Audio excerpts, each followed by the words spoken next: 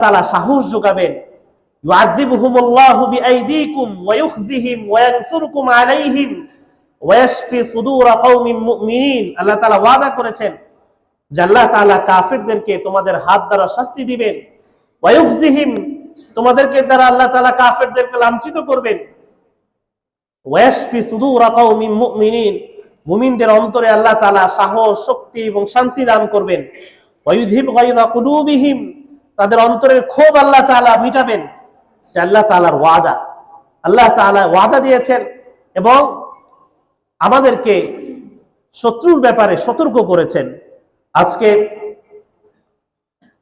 আমরা বিভিন্নভাবে চারিদিক থেকে ষড়যন্ত্র শিকার। তো এক্ষেত্রে আল্লাহ তাআলা কোরআনে আমাদেরকে বিভিন্নভাবে সতর্ক করেছেন যে সাবধান, অমুসলিমদের সাথে সম্পর্কের যে সীমারেখা। সূরা মুমতাহিনাতে আল্লাহ রাব্বুল আলামিন স্পষ্টভাবে বলেছেন, ইয়া আইয়ুহাল্লাযীনা আমানু লা তাত্তাখিযু আদুওয়ি ওয়া আদুওয়াকুম আউলিয়া'a তুলকুনা ইলাইহিম বিল মাওয়াদ্দা ওয়া আনা আ'লামু বিমা আখফাইতুম ওয়া মা আ'লানতুম ইউখরিজুনা আর-রাসূলা ওয়া ইয়্যাকুম আন তু'মিনু বিল্লাহি রাব্বিকুম।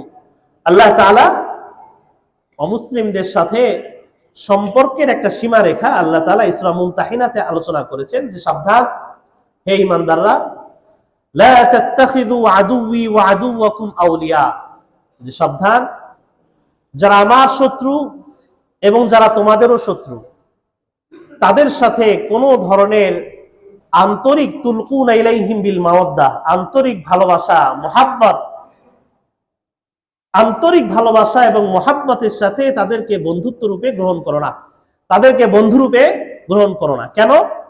ইয়াফকাফুকুম,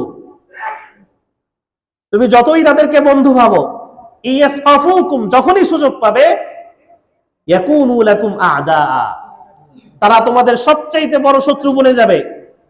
ওয়া ইয়াবসুতু ইলাইকুম আইদিয়াহুম ওয়া আলসিনাতাহুম বিসসু, তাদের হাত দ্বারা মুখ দ্বারা তারা তোমাদের সাথে শত্রুতা পোষণ করবে, তোমাদের ক্ষতি করার চেষ্টা করবে। ওয়াওয়াদ্দু লাউ তাকফুরুন, এবং এটা ততক্ষণ পর্যন্ত থামাবে না যতক্ষণ পর্যন্ত তারা তোমাদেরকেও তাদের মতো কাফের বানাতে না পারে। আল্লাহ তাআলা সতর্ক করছেন যে এই যে বন্ধুত্ব অমুসলিমদের সাথে, কাফেরদের সাথে, যে তুমি যতই তাদেরকে বন্ধু ভাবো, আল্লাহ তাআলা বলছেন লান তারদা আনকাল ইয়াহুদ ওয়ালান নাসারা হাত্তা তাত্তাবিআ মিল্লাতাহুম, যে তারা কখনোই তোমাদের প্রতি সন্তুষ্ট হবে না যতক্ষণ না তুমি তাদের ধর্ম অনুসরণ করো। একমাত্র এটা ছাড়া তারা কখনোই তোমাদের প্রতি সন্তুষ্ট হবে না। এক্ষেত্রে আল্লাহ তাআলা দুটো আয়াত দ্বারা দুইটা ভাগ করেছেন কাফেরদের মধ্যে, যে লা ইয়ানহাকুমুল্লাহু আনিল্লাযীনা লাম ইকাতিলুকুম ফিদ-দীন ওয়া লাম ইখরিজুকুম মিন দিয়ারিহিম আন তাবাররুহুম ওয়া তুকসিতু ইলাইহিম, যে যারা তোমাদের সাথে লড়াই করে না, যারা প্রকাশ্য শত্রুতা অবলম্বন করে না, তাদের সাথে আন তাবাররুহুম তুমি চাইলে তাদের সাথে ভালো আচরণ করতে পারো, ওয়া তুকসিতু ইলাইহিম তাদের সাথে তুমি ইনসাফ করতে পারো। যেমন আপনার প্রতিবেশী, অমুসলিম প্রতিবেশী, যে আপনার জন্য কোনো ক্ষতিকারক নয় এবং আপনি জানেন সে কোনো ধরনের মুসলিম বিরোধী ষড়যন্ত্রের সাথে জড়িত না, তো তার সাথে আল্লাহ তাআলা বলছেন যে আল্লাহ তাআলা তার সাথে ভালো ব্যবহার করতে নিষেধ করেন না, তার সাথে ইনসাফপূর্ণ আচরণ করতে নিষেধ করেন না। তো ইন্নামা ইয়ানহাকুমুল্লাহ আনিল্লাযীনা কাতালুকুম ফিদ-দীন ওয়া আখরাজুকুম মিন দিয়ারিকুম ওয়া যাহারু আলা ইখরাজিকুম। তো আল্লাহ তাআলা নিষেধ করেন কার সাথে? যারা তোমাদেরকে হত্যা করতে চায়, যারা এই মুসলিম সমাজকে নষ্ট করতে চায়, যারা মুসলিমদেরকে তাদের ভূখণ্ড থেকে বের করে দিতে চায়, আন তাওয়াল্লাউহুম তাদের সাথে কোনরূপ বন্ধুত্ব করতে আল্লাহ তাআলা নিষেধ করেন। ওয়া মান ইয়াতাওয়াল্লাহুম ফাউলাইকা হুমুজ জালিমুন, যারা তাদের সাথে বন্ধুত্ব করবে তারা জালেম হিসাবে গণ্য হবে। তো মুহতারাম মুসল্লিয়ানে কেরাম, ইসলামে অমুসলিমদের সাথে বন্ধুত্বের যে সীমারেখা ইসলাম দিয়েছে, এই সীমারেখার মধ্যে চলতে হবে, এর বাইরে যাওয়া যাবে না। অমুসলিম কালচারকে ভালোবাসা যাবে না, অমুসলিম সংস্কৃতিকে ধারণ করা যাবে না। আল্লাহ রাব্বুল আলামিন পবিত্র কোরআন মাজিদে অমুসলিমদের ষড়যন্ত্রের ব্যাপারে সতর্ক থাকার জন্য বিভিন্ন ধরনের প্রস্তুতির কথা বলেছেন। যেমন এক নম্বর, প্রথমে আল্লাহ তাআলা ইসবাত, যে সুদৃঢ় থাকা, মজবুত থাকা, দিনের উপর অটল থাকা, পালিয়ে না যাওয়া, পিছু পা না হওয়া, ভয় না পাওয়া। ইয়া আইয়ুহাল্লাযীনা আমানু ইযা লাকীতুম ফিআতান ফাসবুতু, যে যখন তোমরা কোন দলের সম্মুখীন হবে, যে তুমি বুঝতে পারছো যে হ্যাঁ তারা আমার শত্রু, তো তখন তোমাদের প্রথম দায়িত্ব হলো ফাসবুতু, অটল থাকা, সুদৃঢ় থাকা, এই দিনের উপর অটল থাকা। ওয়াযকুরুল্লাহ কাসীরা, বেশি বেশি আল্লাহ তাআলাকে স্মরণ করা। ওয়াযকুরুল্লাহ কাসীরা, বেশি বেশি আল্লাহ তাআলাকে স্মরণ করা। দিনের কোন আয়োজনে, দিন প্রতিষ্ঠার ক্ষেত্রে পিছু হটা আল্লাহ তাআলা এটাকে পছন্দ করেন না, এবং শরীয়তের পরিভাষাও এটাকে হারাম বলা হয়েছে।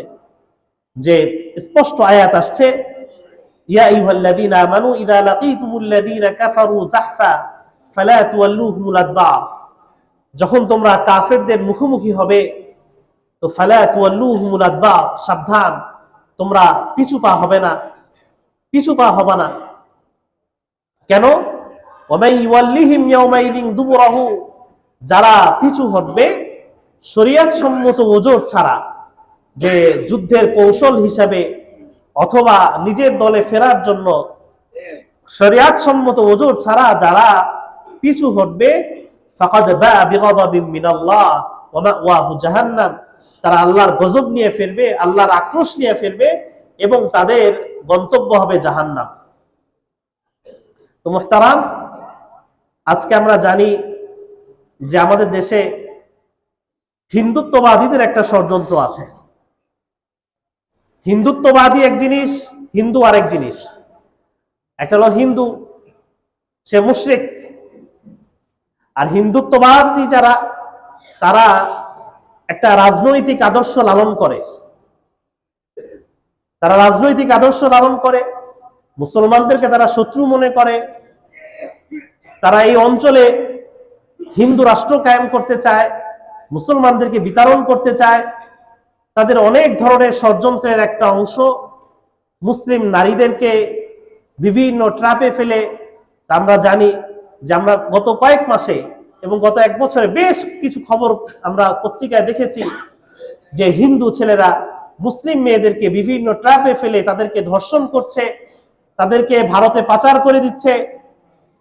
আমাদের সন্তানদেরকে এই ব্যাপারে সতর্ক করতে হবে, জাতিকে এই বিষয়ে সতর্ক থাকতে হবে যে হিন্দুত্ববাদীদের বিষয়ে, যারা মুসলিমদের প্রকাশ্য শত্রু, যারা মুসলমানদের ক্ষতি করতে চায়, যারা প্রকাশ্যভাবে ঘোষণা দিয়ে মুসলমানদের ক্ষতি করতে চায়, তাদের ব্যাপারে জাতিকে সতর্ক থাকতে হবে। আমাদের নতুন প্রজন্মকে আমাদেরকে সতর্ক করতে হবে, যাতে করে মুসলমানদের ইজ্জত আবরুর হেফাজত থাকে। তারা জানে যে একটা ইসলামী সমাজকে ধ্বংস করার দুইটা পন্থা। একটা হলো এদের শিক্ষা ব্যবস্থাকে কলুষিত করে দেওয়া, যাতে করে মুসলিম সন্তানদের অন্তরে কোরআনের আলো না থাকে। আরেকটা হলো মুসলিম নারীদেরকে কলুষিত করা, তাদেরকে ঘর থেকে বের করা, তাদেরকে অন্যায় কাজে বাধ্য করা।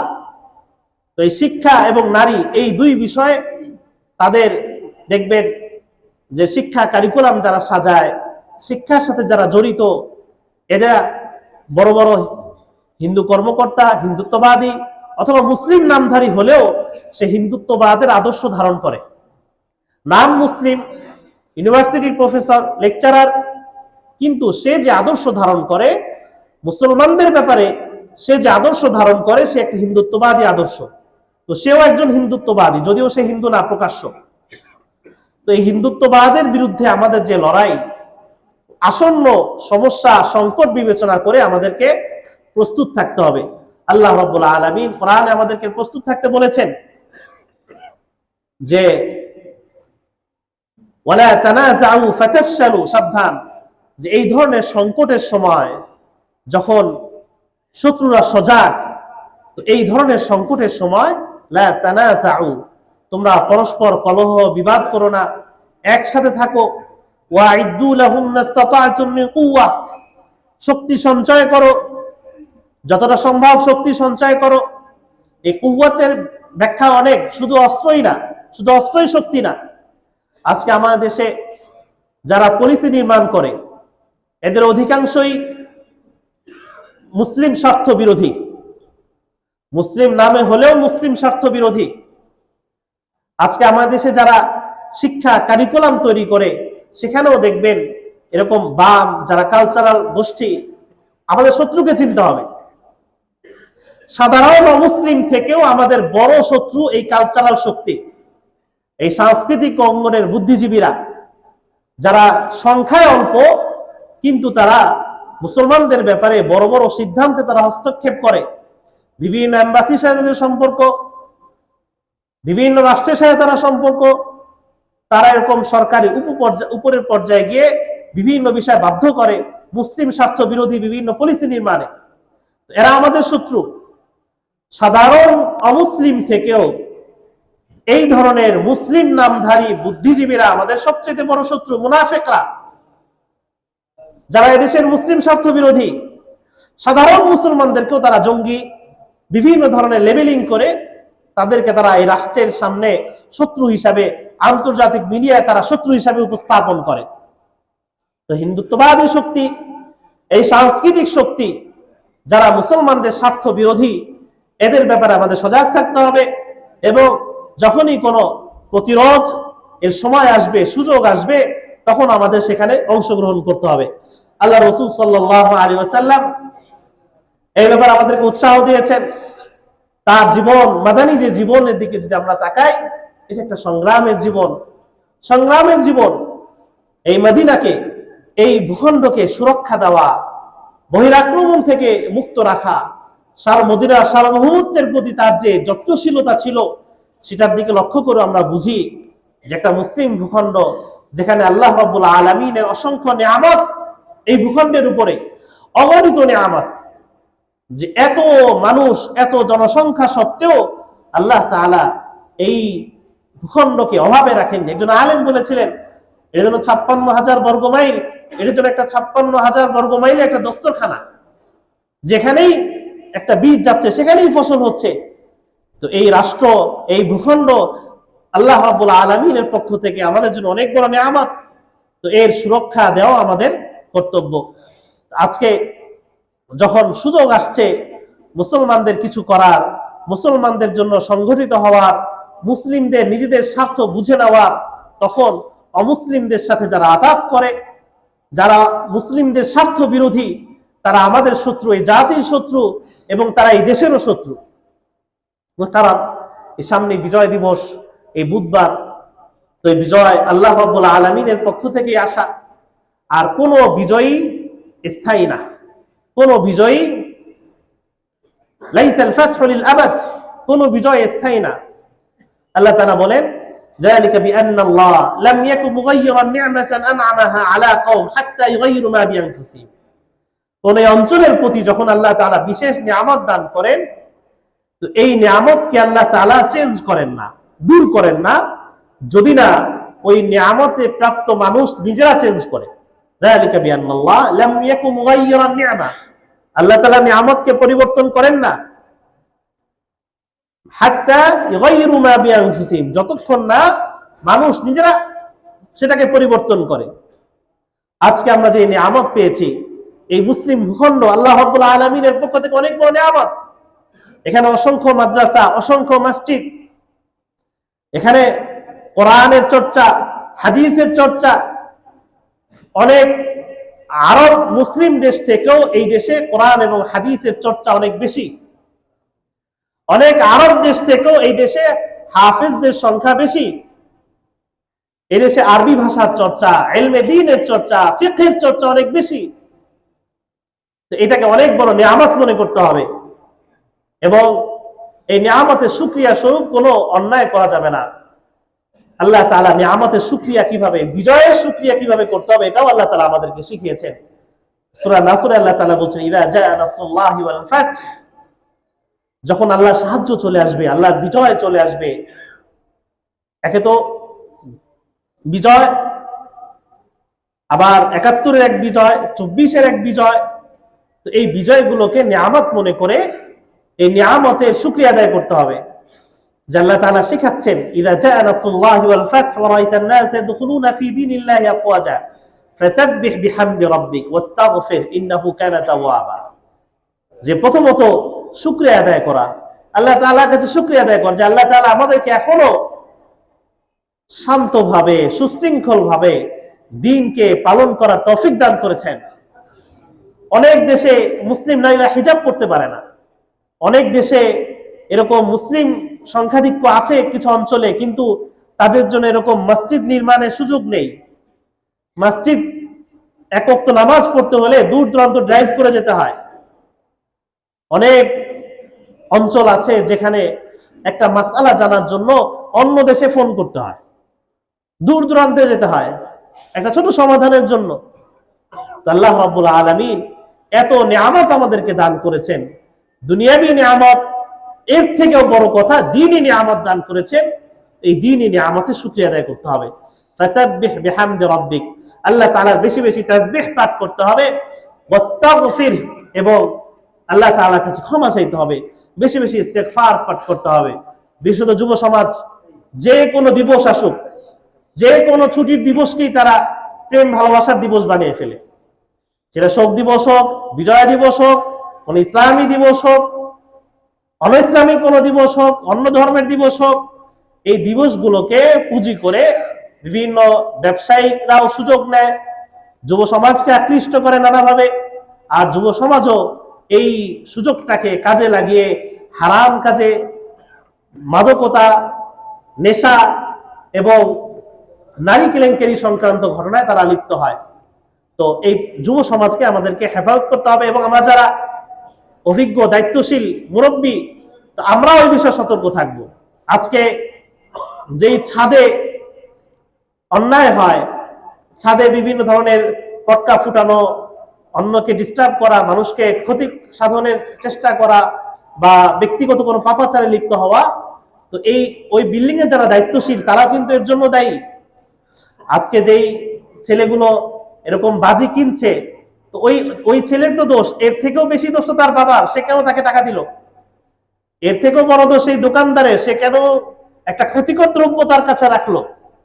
তা আমরা অনেক সময় বাচ্চাদেরকে দোষ দেই, যে এই কিশোররা অপরাধ প্রবণতা বাড়ছে, কিন্তু এই কিশোরদের অপরাধ প্রবণতা কমানোর জন্য আমাদের কি উদ্যোগ, বড়দের কি উদ্যোগ। তাই এই ছুটি, বিভিন্ন দিবস, এই দিবসগুলোকে কেন্দ্র করে যেন নাচ গান এবং পাপাচার অন্যায় না হয়। এগুলো এমন অন্যায় যে অন্যায়গুলোর কারণে গত 2 জুমা আমরা আলোচনা করেছি যে নাচ গান পাপাচার এগুলোর কারণে ঘন ঘন আযাব আসে। আল্লাহ রাসূল সাল্লাল্লাহু আলাইহি ওয়াসাল্লাম ঘন ঘন ভূমিকম্প, আযাব আসার যে কারণ বলেছেন, এর মধ্যে একটা কারণ এটা যে মাযাইম, বাদ্যযন্ত্রের প্রভাব বেড়ে যাবে।